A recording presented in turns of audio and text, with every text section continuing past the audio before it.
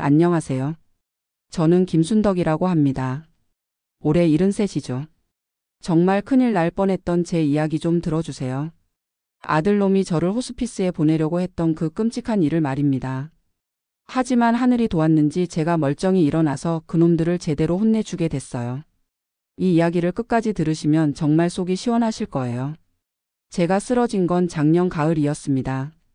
평소와 다를 바 없던 아침이었어요. 남편 철수와 함께 아침밥을 먹고 있었는데 갑자기 머리가 띵하면서 어지러워지더군요. 젓가락을 든 손이 후들후들 떨리기 시작했어요. 여보, 괜찮아? 철수가 놀란 눈으로 저를 바라봤습니다. 하지만 대답할 새도 없이 제 몸이 한쪽으로 기울더니 그대로 바닥에 쓰러져 버렸어요. 그 순간 의식을 잃었죠. 나중에 들은 이야기로는 철수가 바로 119에 신고해서 병원으로 실려갔다고 합니다. 뇌경색이었어요. 뇌혈관이 막혀서 피가 돌지 않는 상태였다고 하더군요. 의사들은 생명이 위험하다며 중환자실로 옮겼습니다. 그런데 여기서부터가 정말 기가 막힌 일의 시작이었어요. 제가 의식을 잃고 누워있는 동안 큰아들 민수와 며느리 미영이가 병원에 나타났습니다. 철수는 나이가 76이니까 혼자서 복잡한 병원 일을 처리하기가 어려웠거든요. 그래서 아들이 와주니까 얼마나 고마웠겠어요. 아버지, 저희가 모든 걸 처리해 드릴게요. 아버지는 어머니 곁에만 계세요. 민수가 그렇게 말하더랍니다. 철수는 아들이 이렇게 효성스럽게 나서니까 마음이 놓였을 거예요. 하지만 그게 함정이었어요. 제가 의식을 잃었다고 해서 아무것도 모르는 건 아니었거든요. 뇌경색 환자 중에는 의식은 잃었지만 주변 소리를 듣는 경우가 있다고 해요. 저도 그런 상태였습니다. 눈은 뜨지 못하고 말도 할 수 없었지만 귀는 또렷했어요.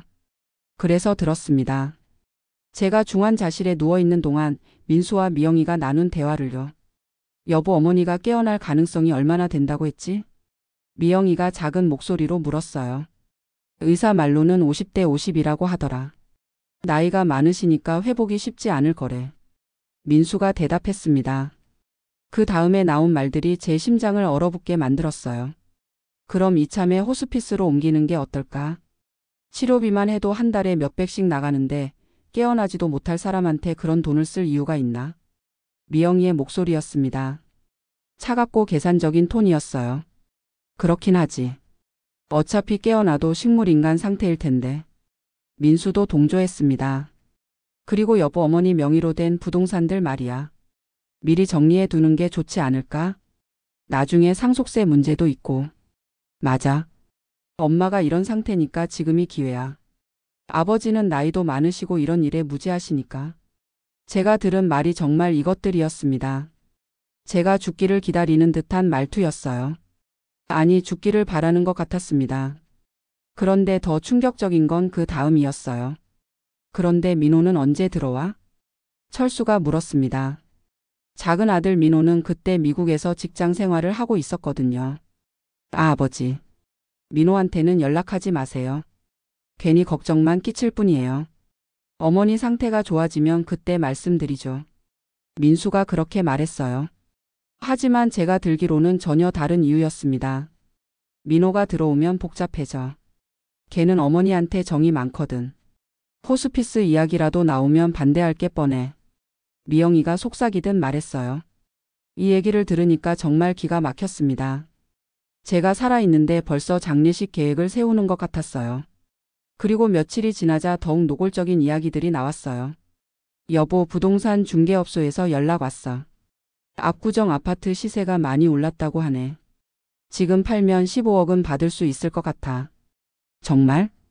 그럼 강남 아파트까지 합치면 얼마나 되지? 둘 다 합쳐서 한 30억 정도? 거기에 잠실 상가까지 하면 40억은 넘을 거야.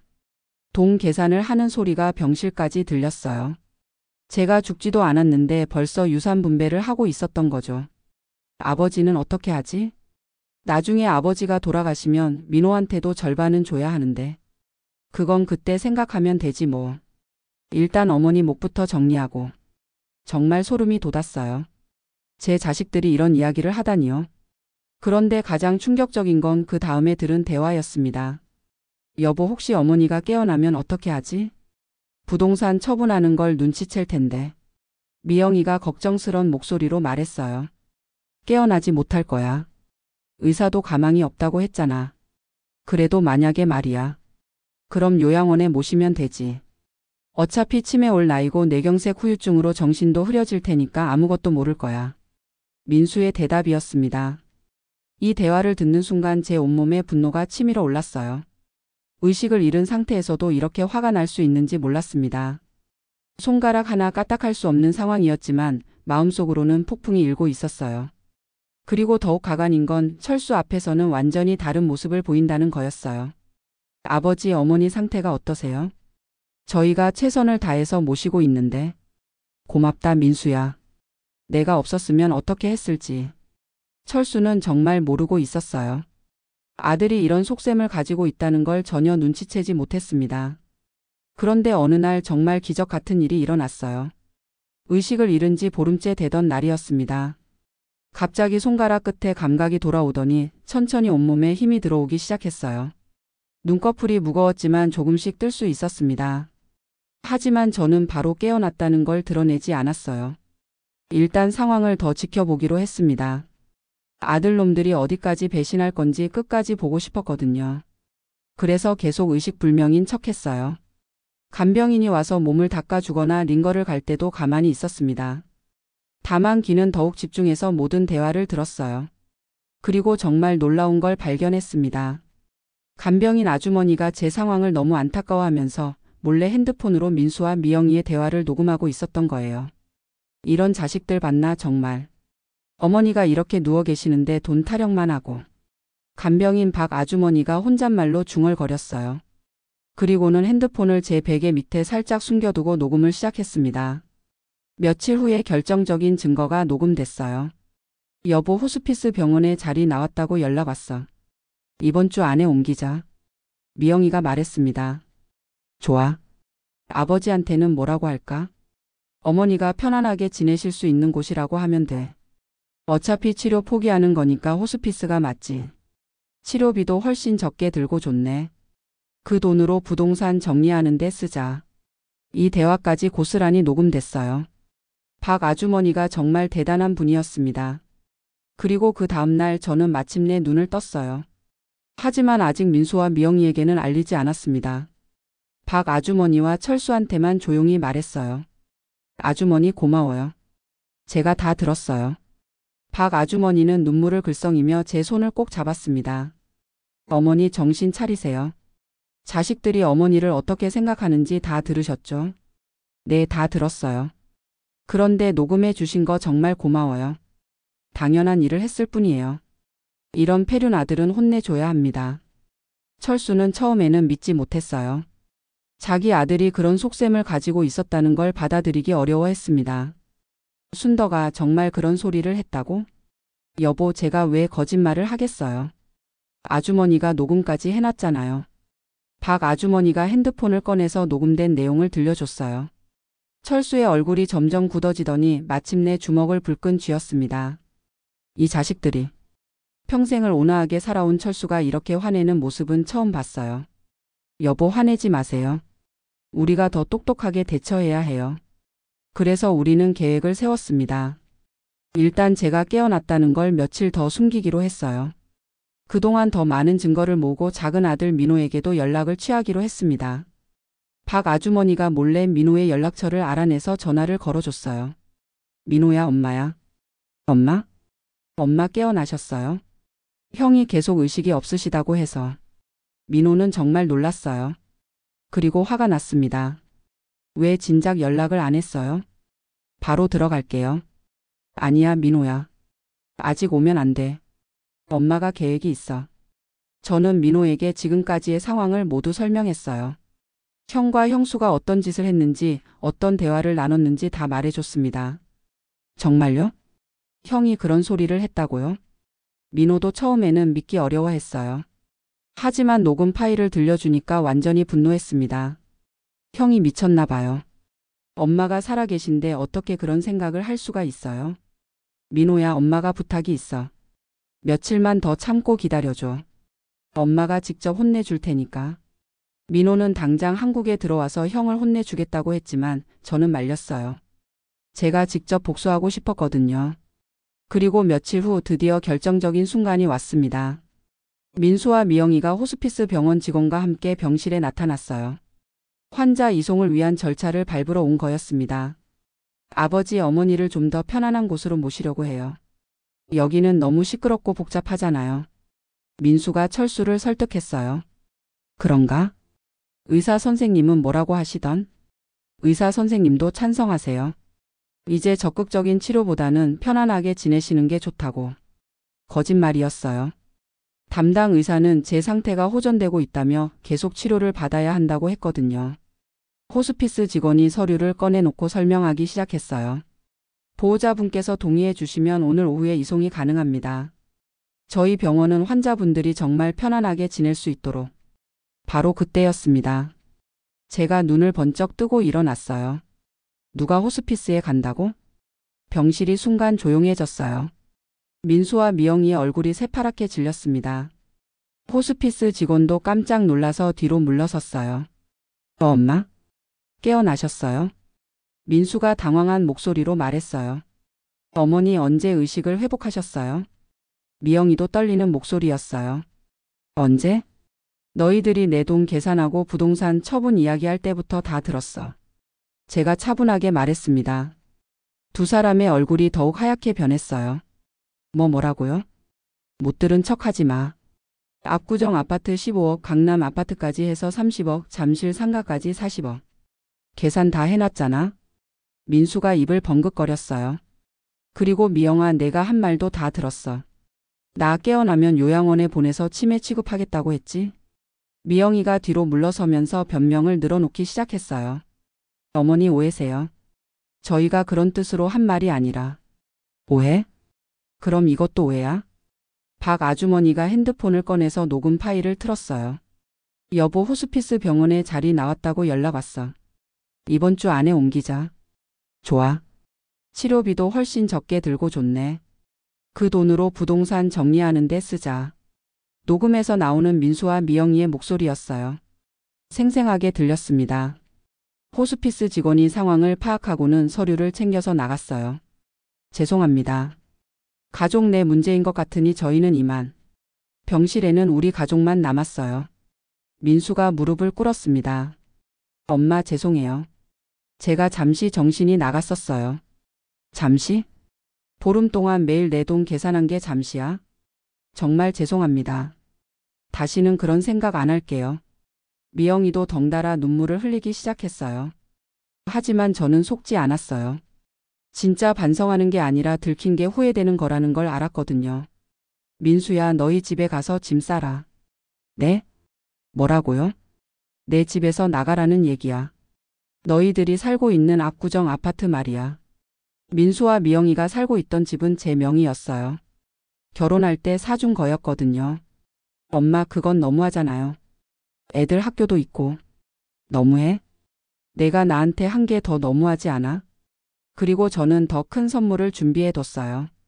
그리고 오늘부터 상속 포기각서 써. 내 재산에는 손가락 하나 건드리지 마. 엄마, 그럼 저희는 어떻게 살아요? 어떻게 살기는? 내가 벌어서 살아야지. 민수는 그동안 제 임대 수입으로 편하게 살았거든요. 잠실 상가 월세만 해도 한 달에 500만 원씩 들어왔으니까요. 그리고 미영아, 너도 일자리 구해. 이제 내 돈 한 푼도 안 줄 테니까. 미영이가 울면서 매달렸어요. 어머니 제발요. 저희가 잘못했어요. 하지만 저는 마음을 굳혔어요.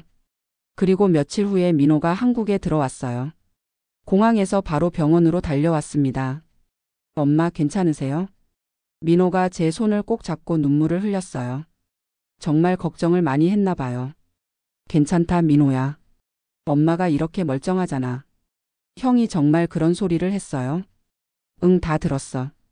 내가 들어오면 복잡해진다고 연락도 안 했더라. 민호가 분노에 떨었어요. 형을 찾아가서 혼내줄게요. 아니야 민호야. 엄마가 이미 다 정리했어. 그리고 저는 변호사를 불러서 유언장을 새로 작성했어요. 민수 몫은 완전히 빼고 민호와 철수 그리고 사회에 기부할 부분으로 나눴습니다. 박 아주머니에게도 감사의 표시로 큰 돈을 드렸어요. 그분이 아니었으면 이런 복수는 불가능했거든요.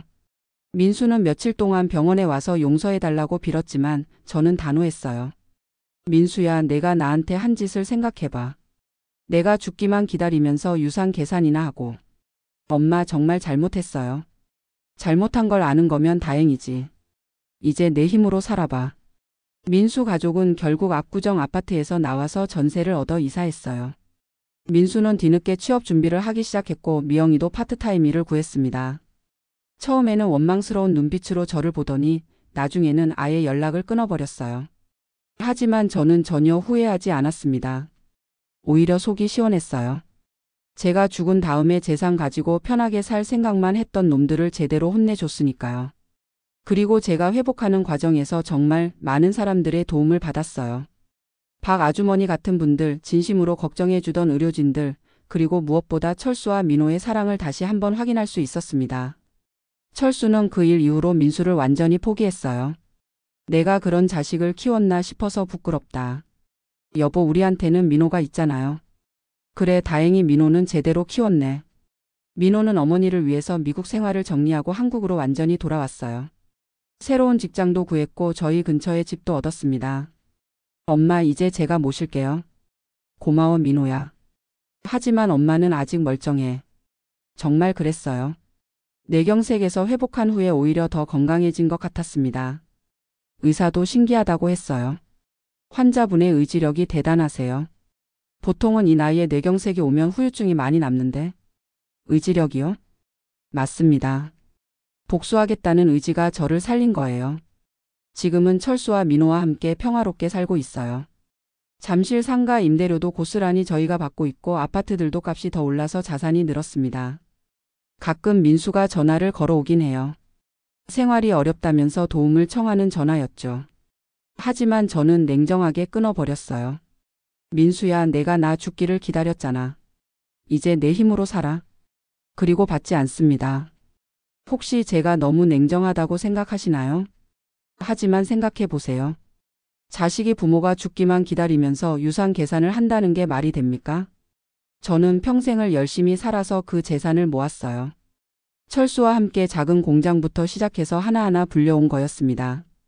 밤낮 없이 일하고 아껴 쓰고 투자해서 만든 재산이었어요.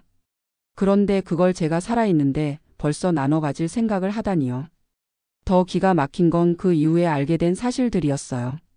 퇴원하고 집에서 지내면서 차근차근 살펴보니까 민수가 그동안 얼마나 많은 짓을 했는지 드러났습니다. 제 통장에서 돈이 조금씩 빠져나간 흔적들이 있었어요. 어머니 병원비라는 명목으로 말이죠. 하지만 실제 병원비보다 훨씬 많은 금액이었습니다. 여보, 이것 좀 보세요. 철수에게 통장을 보여줬어요. 이게 뭐야? 민수가 제 카드로 돈을 빼간 거예요. 한 번에 100만 원, 200만 원씩. 철수의 얼굴이 또다시 굳어졌어요. 이 자식이 정말. 계산해 보니까 제가 의식불명으로 누워있던 보름 동안 총 800만 원이 빠져나갔더군요. 병원비는 실제로 300만 원 정도였는데 나머지 500만 원은 대체 어디에 썼는지 모르겠어요. 그래서 민호더러 조사해 보라고 했어요. 민호야, 내 형이 그 돈으로 뭘 했는지 알아봐. 민호가 며칠 후에 충격적인 소식을 가져왔어요. 엄마, 형이 그 돈으로 주식에 투자했대요. 그런데 다 잃었어요. 뭐라고? 코인도 샀다가 반토막 났고요. 정말 어이가 없었어요. 제가 생사의 갈림길에서 있을 때 제 돈으로 투기를 했다는 거잖아요. 더 있어요, 엄마. 민호가 더 큰 폭탄을 터뜨렸어요. 형수가 명품백을 몇 개 샀어요. 엄마 카드로요. 뭐? 백화점 명품관에서 500만 원짜리 가방이랑 200만 원짜리 지갑. 이제는 화를 넘어서 기가 막혔어요. 제가 죽어가고 있다고 생각하면서 제 돈으로 명품이나 사고 있었다는 거예요. 그게 다가 아니에요. 민호가 계속 말했어요. 형들이 고급 레스토랑에서 회식도 하고 골프장도 다녀왔어요. 다 엄마 카드로요. 듣고 보니까 정말 그렇더군요. 카드 명세서를 자세히 보니까 평소에는 가지도 않던 비싼 곳들의 결제 내역이 잔뜩 있었어요. 호텔 레스토랑에서 30만 원, 골프장에서 50만 원, 백화점에서 100만 원. 제가 중환자실에서 생사를 오가고 있을 때 이들은 제 돈으로 호화로운 생활을 즐기고 있었던 거예요. 민호야, 이것들 사진으로 다 찍어도 증거로 남겨놓자. 그리고 며칠 후에 더욱 놀라운 사실을 알게 됐어요. 이웃집 김 아주머니가 찾아왔거든요. 순덕아, 내가 병원에 있을 때 민수네가 뭘 했는지 아니? 무슨 일이에요? 부동산 중개업소 사람들이 너희 집에 왔다 갔다 했어. 측량까지 하더라고. 뭐라고요? 김 아주머니의 말을 들어보니까 민수가 정말로 부동산 매각을 진행하려고 했던 것 같았어요. 그리고 은행 사람도 왔던 것 같던데? 뭔가 서류를 들고. 이 이야기를 듣고 바로 은행에 가봤어요. 그랬더니 정말 기가 막힌 일이 벌어져 있었습니다. 민수가 제 명의로 대출 신청을 했다는 거예요. 물론 제가 의식불명이라서 승인은 안 됐지만 신청은 해둔 상태였어요. 어떻게 이런 일이 가능해요? 은행 직원에게 물었습니다. 보호자분이 오셔서 의료비 때문에 급하다고 하시더라고요. 하지만 본인 동의 없이는 불가능하다고 말씀드렸어요. 정말 다행이었어요. 만약 제가 조금 더 늦게 깨어났다면 어떻게 됐을지 모르겠어요. 그리고 가장 충격적인 건 그 다음에 알게 된 사실이었어요. 민수가 이미 변호사 사무실에 가서 상속 관련 상담을 받아뒀다는 거예요. 엄마, 형이 벌써 상속 포기 각서까지 준비해뒀어요. 민호가 조사해서 가져온 소식이었어요. 뭐라고? 엄마가 깨어나면 치매라고 하면서 상속 포기 각서에 도장 찍게 하려고 했나 봐요. 이제는 정말 소름이 돋았어요. 얼마나 치밀하게 계획을 세웠던 건지. 그리고 엄마 더 있어요. 뭐가 또 있어? 형수가 친구들한테 자랑했대요. 곧 압구정에 큰 집으로 이사 간다고. 미영이가 벌써 새 집까지 알아보고 있었다는 거예요. 제 돈으로 말이죠. 이 모든 사실을 알고 나니까 제가 한 일이 전혀 과하지 않다는 생각이 들었어요. 오히려 너무 관대했다는 생각까지 들더군요. 그래서 추가 조치를 취했어요. 먼저 민수가 사용한 제 카드를 모두 정지시켰습니다. 그리고 은행에 가서 계좌 비밀번호도 모두 바꿨어요. 여보, 이제 민수가 우리 돈에 손도 못 대겠네. 당연하지. 자식이 부모 돈을 훔쳐 쓰는데 가만히 있을 순 없어. 그리고 변호사를 통해서 민수에게 경고장을 보냈어요. 지금까지 부정하게 사용한 돈에 대한 변상과 앞으로 제 재산에 일체 관여하지 말라는 내용이었죠. 민수는 변호사 사무실에서 연락을 받고 나서야 사태의 심각성을 깨달았나 봐요. 그제서야 병원으로 찾아와서 발광을 했어요. 엄마, 이건 너무하잖아요. 제가 잠깐 실수했다고 변호사까지 되는 거예요? 실수? 보름 동안 매일 내 돈 빼먹은 게 실수야? 그건 정말 급한 일이 있어서. 급한 일이 명품백 사고 골프 치는 거였어? 민수가 할 말이 없어졌어요. 그리고 민수야, 내가 죽지도 않았는데 상속 상담 받은 건 어떻게 설명할래? 그건 변호사가 다 알려줬어. 내가 어떤 상담을 받았는지 말이야. 민수의 얼굴이 새파랗게 질렸어요. 엄마, 정말 죄송해요. 제가 정신이 나갔었어요. 하지만 이미 늦었어요. 저는 더 이상 이런 자식을 믿을 수 없었거든요. 민수야, 너는 이제 내 아들이 아니야. 엄마, 호적에서 파버릴 테니까 각오해. 물론 실제로 호적에서 팔 수는 없지만 제 의지를 확실히 보여주고 싶었어요. 미영이도 같이 와서 빌었지만 저는 단호했어요. 미영아, 너도 마찬가지야.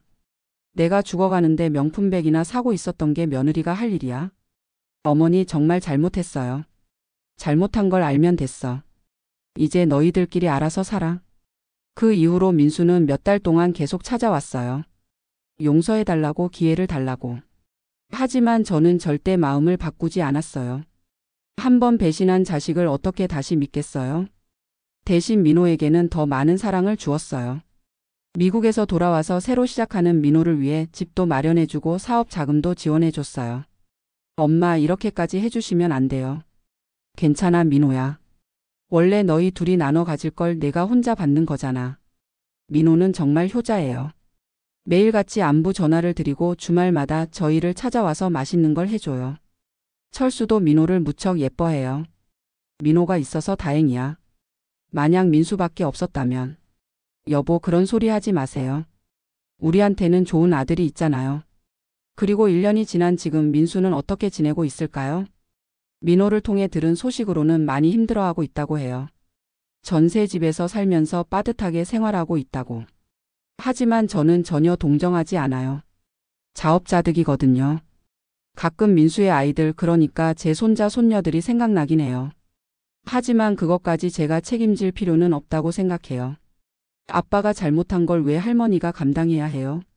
그리고 더 중요한 건 이 일을 통해서 저 자신에 대해서도 많은 걸 깨달았어요. 평생을 너무 착하게만 살았던 것 같아요. 자식들이 뭘 해도 이해하고 감싸주기만 했거든요.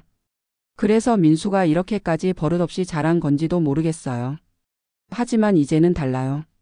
제가 번 돈, 제가 모은 재산을 제가 어떻게 쓸지는 제가 결정할 거예요.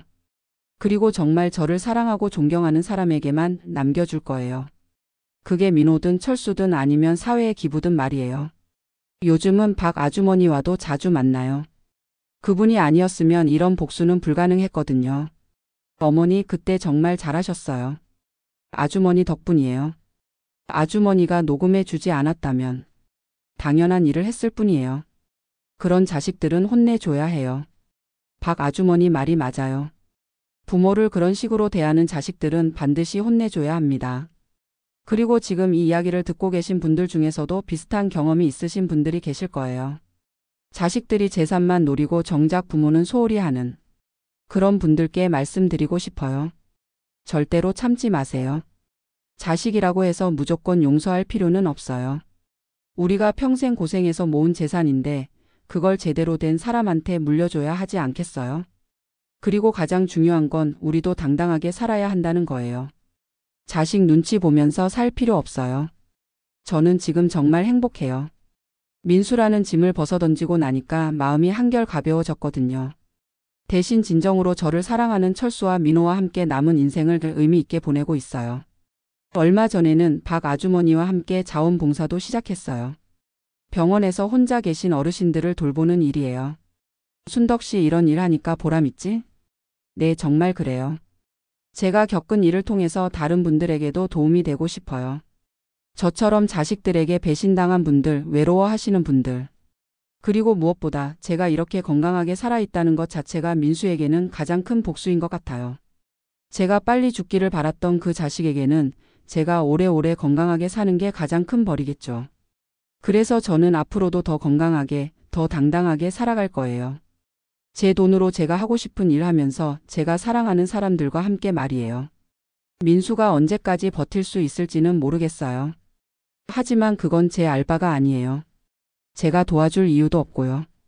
다만 한 가지는 확실해요. 제가 정말 죽을 때가 되면 그때는 민호와 철수가 곁에서 따뜻하게 보내줄 거라는 거요. 그리고 제 재산은 정말로 저를 사랑했던 사람들과 사회에 도움이 되는 곳에 쓰일 거라는 거예요. 그게 바로 진짜 복수가 아닐까요? 자식이라는 이름으로 부모를 배신한 놈들에게는 이런 결말이 기다리고 있다는 걸 보여주는 거 말이에요. 여러분도 절대 자식 때문에 참지 마세요. 우리에게도 당당하게 살 권리가 있어요. 그리고 우리가 번 돈을 어떻게 쓸지 결정할 권리도 있고요. 지금도 민수는 가끔 전화를 걸어와요. 하지만 저는 받지 않아요.